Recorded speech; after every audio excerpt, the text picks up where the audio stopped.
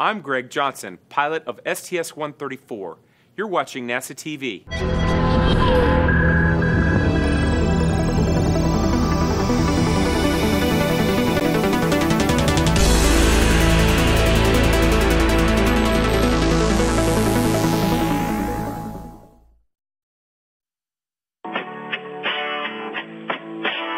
Arriverà qualcuno che si prenderà il mio posto, allora io starò solo a guardare. Mi metterò seduto con lo sguardo fisso su di te perché ho imparato ad aspettare. Sono 2 giorni che camminiamo 3 metri sopra il cielo. E proprio adesso che ci penso mi ricordo quante volte non ti ho persa per un pelo.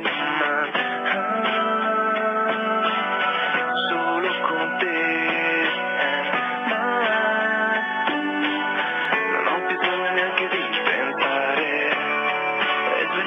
La mattina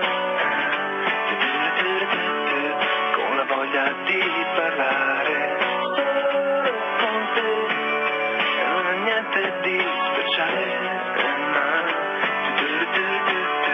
questo mi fa stare bene con te. Good morning, Endeavour, and a special good morning to you, Roberto. That song was for you. It was Feliosi La Mattina. Good morning, Houston. Thank you for playing that song. La mattina, risvegliarsi la mattina. That means obviously waking up in the morning. And we woke up this morning. I flew to the Russian side, and Paolo, Dima, and Caddy have undocked. They still have not landed, and we look forward to hear that they are back on Earth. Well, it's going to be a good day, and thank you very much again for playing the song.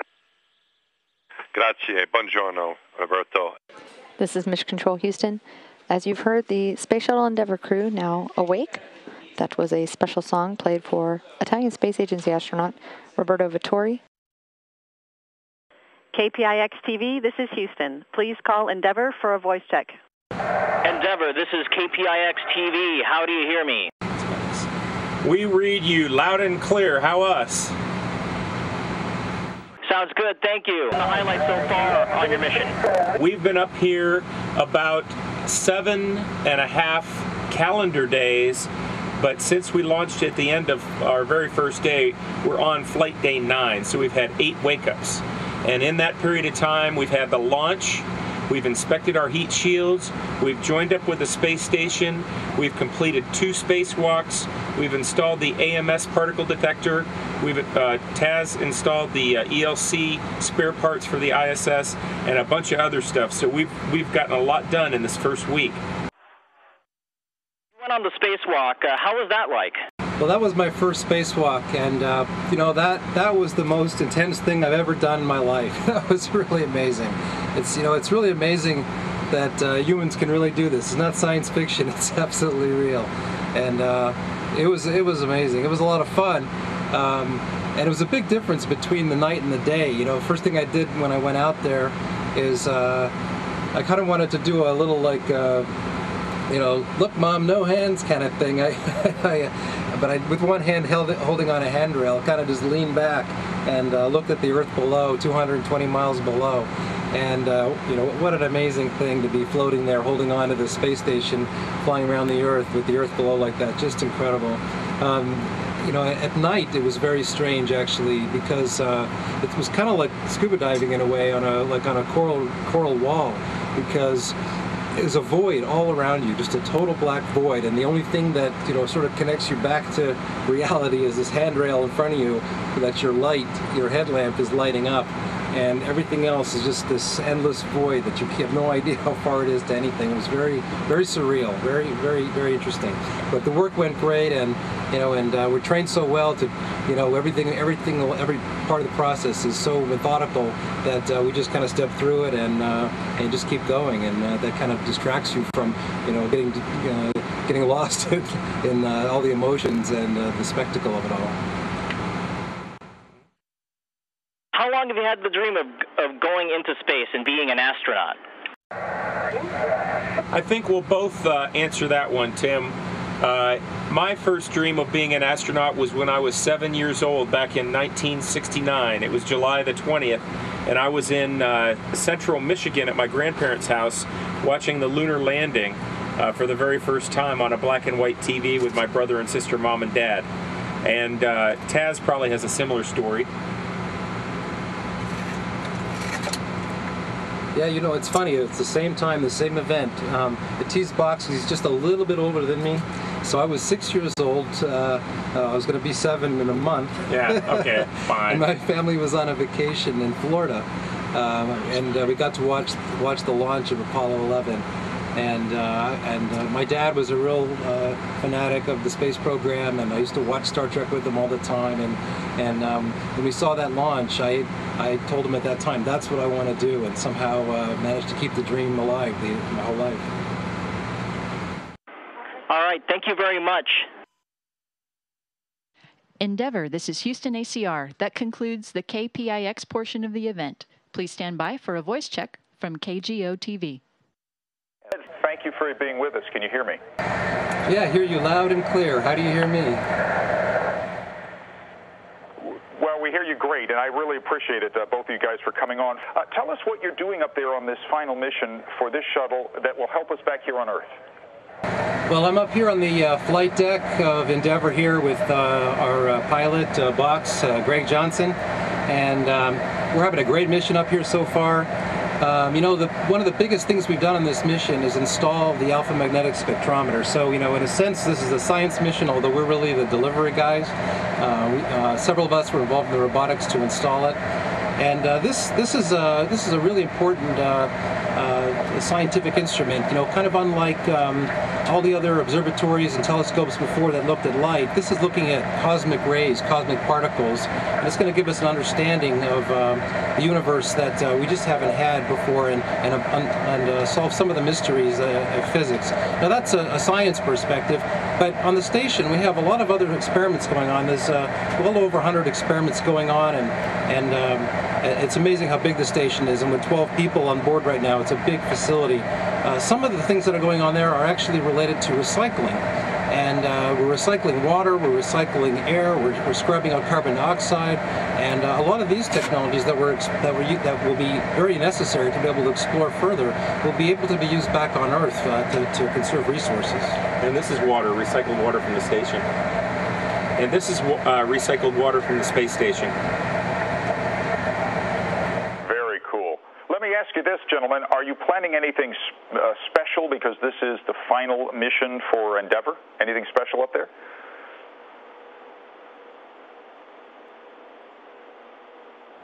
Well, you know, this is Endeavour's 25th and final flight, and although we're really excited to be part of that final flight, you know, celebrations and even strongly acknowledging the fact that it's the final flight is really something you do afterwards.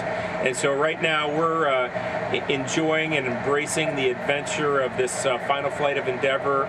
We've still got some things to do on our timeline, and when we get back home, we'll probably have some celebrations, and this space shuttle is going to end up, I believe, in California, and to share with everyone that comes to visit it. So I guess the answer to your question is yes, there will be celebration, but right now we're just doing business as normal. Thank you both. What a privilege to talk with you. Have a safe trip back home, and good luck with the rest of the mission. Endeavour, this is KFBK. How do you hear me? We read you loud and clear. I think there's a slight voice delay. That there is, but we'll continue on, and we would like to, well, again, greetings from planet Earth, and thanks for taking time out of your busy schedule to talk with us today.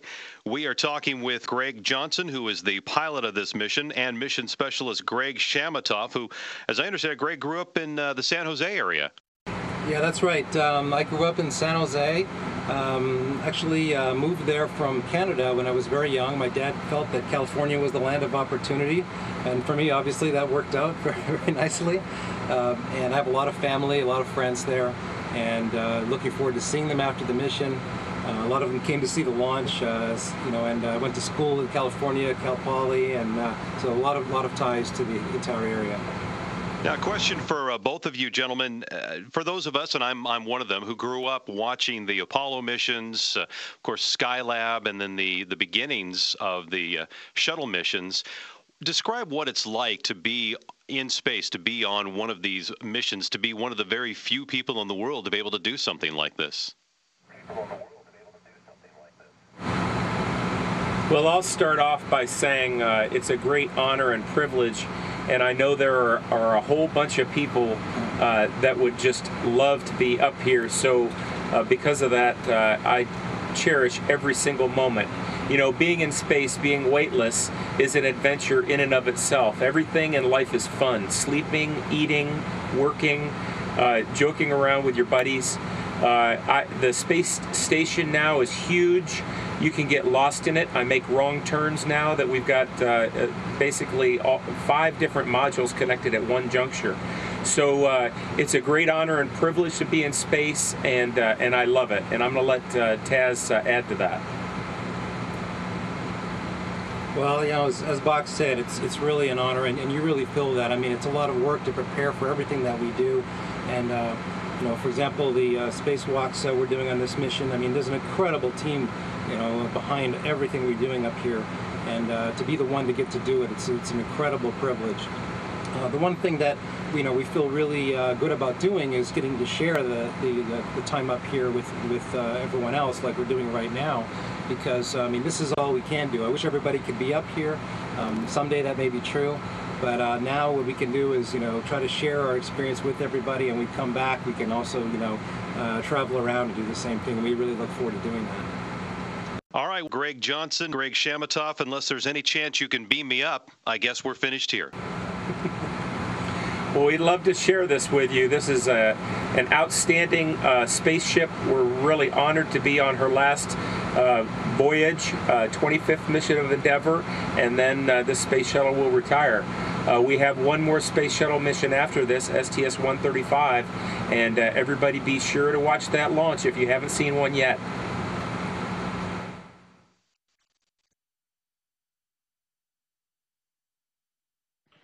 Endeavour, this is Houston ACR. Thank you. That concludes the event.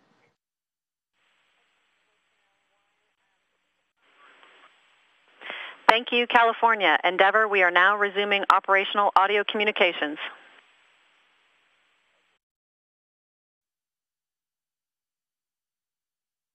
The crew has restored several systems on board with the replacement of a failed remote power controller module after a remote power controller tripped on Monday. That caused the temporary loss of some of the equipment on board the station. That was recovered. Mike Fink handled the removal and replacement of the RPCM, and then the ground quickly powered it up and reconfigured all of the systems, and they're all back where they should be. It's essentially very close to having a fuse blow, and just having to replace that fuse here on the ground, either in a car or if a circuit breaker popped in your home. Resetting that, in the case of the station, it requires a replacement of a piece of equipment, and that was done, and the systems are all back where they were before the power trip. Also, the crew is focusing a good bit on today on replacing one of the carbon dioxide removal assembly beds that basically absorbs carbon dioxide and then vents it overboard in a continuous recycle to remove carbon dioxide from the cabin atmosphere of the International Space Station. Endeavour, this is Houston. Are you ready for the event? And it'll be done on a lav mic. Spang? We're ready. You should be talking to the Daily. This is Houston. Please call Endeavour for a voice check. Endeavour, this is Elizabeth Staub with the Daily. How do you hear me? We've got you loud and clear, Elizabeth. How do you hear us? Great. Good morning. I just want to start by saying that a lot of the questions we'll be asking you were submitted from people all over the world, And many of them, before we get started, just want to say, sending you guys well wishes for your crew's safe return, and also, Commander Kelly, many well wishes for the continuing recovery of your wife, Congresswoman Giffords. With that, I'll get into it. Luke, age 7, from Tennessee, wants to know, Commander Kelly, how fast do you travel on launch and return, and how fast do you guys travel in orbit? So on liftoff, we obviously start on the pad, and we go from 0 to 17,500 miles an hour in 8.5 minutes. And then we pretty much stay at that speed for us for about 16 days. And then to get home, all that energy we put in on liftoff, we have to take back out. But instead of doing it in 8.5 minutes, we'll slow down over a period of about 40 minutes or so, where we'll then glide to a landing in Florida. And Haldor from Iceland wants to know, mission specialist Fink, describe what you see in space in one word. Beautiful planet Earth. That's great. For mission specialist Chamatop, Courtney from Texas wants to know, has there ever been a moment in all of your space career where all of those hours of training hadn't quite prepared you for it? For example, the other day when your spacewalk was cut short. You know, I think, in fact, probably the opposite. I mean, probably the most intense thing I have ever done is that spacewalk a few days ago. And, you know, it's such an overwhelming sensation to be out there and to see the Earth between your legs 220 miles below, and in every other direction, you know, trillions of miles to the next thing, you know, unless it's the sun, which is a little closer. But, you know, the training is so good that you know, we just focus on our next step, and we wherever we are, we kind of know exactly what to do at the next step. And you know, with so many things that we thought about in terms of contingencies. In fact, you know, the alarm that I got in my suit, it may have sounded like a, you know, something of concern to you know, the audience listening on NASA TV, but I was expecting that alarm because we already knew that that suit had a potential problem like that, and we knew exactly what we were going to do. So training is really terrific to prepare us for everything up here. And the next question for Commander Kelly. Brandy from Oklahoma wants to know, what's your favorite pastime in space that you cannot do here on Earth? Well, I think it has to be, for me, is just flying through the space station. When you leave the airlock of the space shuttle from one end of the space station to the other, it takes a couple minutes. You know, maybe not that, depends on how fast you go, obviously, but it's really an amazing experience to just fly through a module. So it's not described exactly as floating. I mean, you're literally, you know, flying through the air, and that's, you know, I could do that all day, every day if I had the chance. What does that mean? Next question for Mission Specialist Fink. Who is your space hero and why? Well, Elizabeth, I can't pick one. I think we all stand on the shoulders of giants. Each mission we get better. We go a little bit farther on in exploration. So I think my space heroes are all the crews that came before us. And hopefully we can provide adequate shoulders for the crews that come after us. Well, it looks like that's all the time we have now, but thanks so much, you guys. We wish you a safe return home and continued exploration in space. Thanks so much again. Endeavour, this is News Radio 1020 KDKA. How do you hear me? News Radio 1020 KDKA. This is the Space Shuttle Endeavour. Mike Fink speaking. How yin's doing? Mike, it's great to hear your voice from space. Hey, you know, you finally got the opportunity after all your time in space to go up there on board the space shuttle. How was it for the ride? Well, it was an amazing launch. We were sitting there in Florida. The clouds were coming over. We were wondering if we were going to get canceled because of weather. And then the clouds gently dissipated, and 8.5 minutes later, with a big kick in the pants, we were up in space. And boy, was it amazing. Not everyone who is on board the shuttle at the time has a great view out the window, but I understand you did have a view out the window, and how did it look? Yeah, I was lucky to sit up on the flight deck. I was sitting behind pilot Box Johnson, and I could see out his window. And it's different than my earlier missions when I flew on the Soyuz, because we were in the payload shroud, so we couldn't see anything for a long time. But here we could see the clouds race by. We could see the beautiful planet get smaller and smaller, and it was a really amazing sight. You have logged so many hours on spacewalks. You doing any of that this time around? You bet. In fact, we just finished getting ready for tomorrow's spacewalk. Our crew so far has done 2 successful spacewalks, and we got 2 more to go. And I just came back from one 2 days ago, and then we get to go out tomorrow. It's one thing after another on a shuttle mission. Commander Mark Kelly, I got to ask you, the local boy there from Emsworth, how's Mike Fink doing on that maiden voyage on board the space shuttle? He's doing great. You know, it's really nice to have both Mike and Greg, who have spent so much time on the space station. Anytime, you know, I need to find something, I don't have to go look it up. I just ask one of them, and they've both been incredible crew members. Mike on the flight deck for Ascent did an outstanding job, and he's going to be on the flight deck here again for entry. So it's a pleasure to have him on board. Hey, Greg, can you give us a perspective on what it's like to be part of the final mission of Endeavour, realizing that when you all touch down, the next stop for the Endeavour is basically going to be a museum? Yeah, it's difficult for us to think of it that way, you know, because we're up here.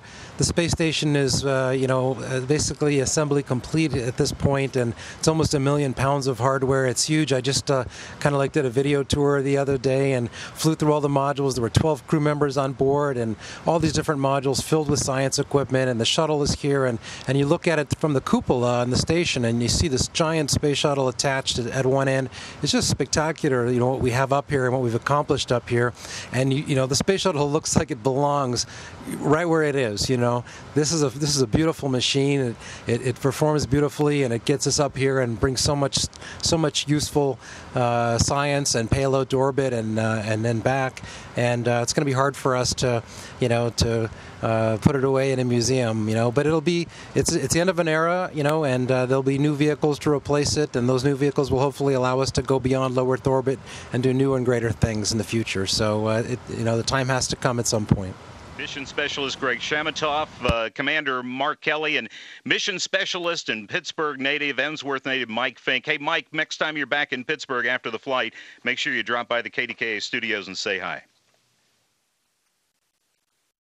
Absolutely. We'll certainly get back to Pittsburgh as soon as I can. My parents are still there, and we love coming up. It's one of the best cities in the entire planet. Y'all have a nice day. Endeavour, this is Houston ACR. That concludes the News Radio KDKA portion of the event. Please stand by for a voice check from KTRK. Endeavour, this is KTRK TV. How do you hear me? Okay, you loud and clear. Gentlemen, good morning. What's it feel like to be in space again? Good morning, Tom. Well, it's always a great day when you're in orbit around the Earth. It's been a while, you know, for me, 3 years since I was last in space, and really enjoying the flight, and it's going well. Well, I know you guys have a lot on tap for this particular mission with, of course, you know, you're going to have another spacewalk when it comes to installing that filter inside the oxygen generation system, and you've got a lot of work ahead. But is it also kind of bittersweet knowing that this is it when it comes to the Space Shuttle Endeavour? This is that final mission. Yeah, this is it for Endeavour. After we land back in Florida, hopefully, Endeavour will head off to a museum, so it's kind of sad.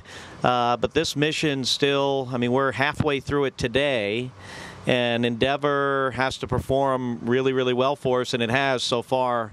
This is an incredible ship. We're all going to be sorry to see them retired, but we're also looking forward to, you know, exploration and the United States and maybe our international partners going to other destinations like back to the moon or maybe one day going to Mars. We're looking forward to that. Well, gentlemen, we have actually run out of time this morning. We wish you the best, and I know, Mike, you'll be out on that spacewalk in just a short time, so good luck with that. Have a great time in space, and we'll see you when you get back on Earth. All right, Tom, we'll see you then. Great talking to you. Endeavour, this is the Pittsburgh Tribune Review. How do you hear me? Good morning, Rachel. This is Mike Fink aboard the Space Shuttle Endeavour. We hear you loud and clear. How do you hear us? Great. Hi, Colonel Fink. I'll start with you. How does it feel to be part of Endeavour's last mission and the second-to-last flight in the shuttle program? You know, I was a little kid back in Pittsburgh, and I just really always wanted to fly in the space shuttle. And my NASA career took me to go fly in space for a whole year, flying with the Russians before I had a chance to fly on the space shuttle. And I'll tell you what, it was worth the wait. Endeavour's a beautiful bird. It's taking us through our mission step by step. Very, very few problems, if any, and we're having a great mission. So that's what I'm concentrating on. And sure, it's bittersweet that this is Endeavour's last mission, but she's doing great, and she saved her best for last. Now, I know you've done 2 spacewalks so far. How did they go, and can you tell us a little bit about what you did? Certainly. Our crew has done 2 spacewalks so far. We have 2 more to go. The first one, we had Greg, who's standing right next to me, along with Drew Feustel, and they did some very important work to take some science experiments back in and get ready and help one of our communication systems get an upgrade, so to speak. And on our second spacewalk, we did some long-term improvements for the space station so that it could last till its planned life of 2020 and perhaps beyond. So tomorrow we're going to put some cabling out to give the Russian part of the space station some more power. And on our last spacewalk, Dr. Shamatov and I will go out and leave a very long truss, or I guess it's a beam on the outside that we can pick up with a robot arm and help inspect the space station or put a person at the end in case we need some extra reach. So it's really exciting. A lot of things are going on. Spacewalks are really tough, and but we got a great crew, so we can do it. Great, guys. Thanks so much for your time. Nice to hear you, and a big hello to everyone back in Pittsburgh. Hey, we'd like to thank the Daily News Radio KDKA, KTRK TV, and the Pittsburgh Tribune Review. Endeavour, we are now resuming operational audio communications, and Spanky, you missed a great opportunity to list me as your hero.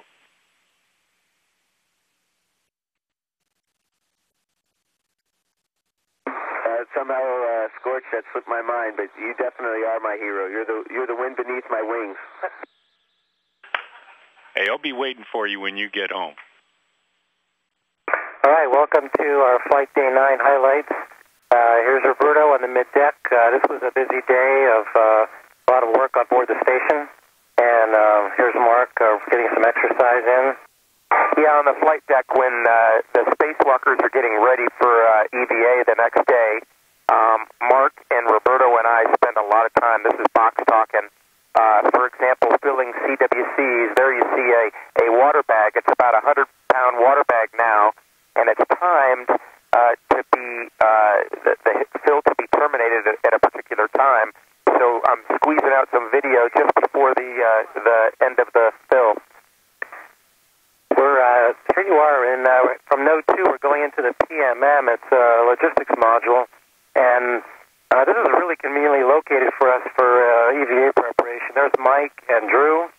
We're preparing here. I was in there with them earlier this morning. This is Greg, Taz.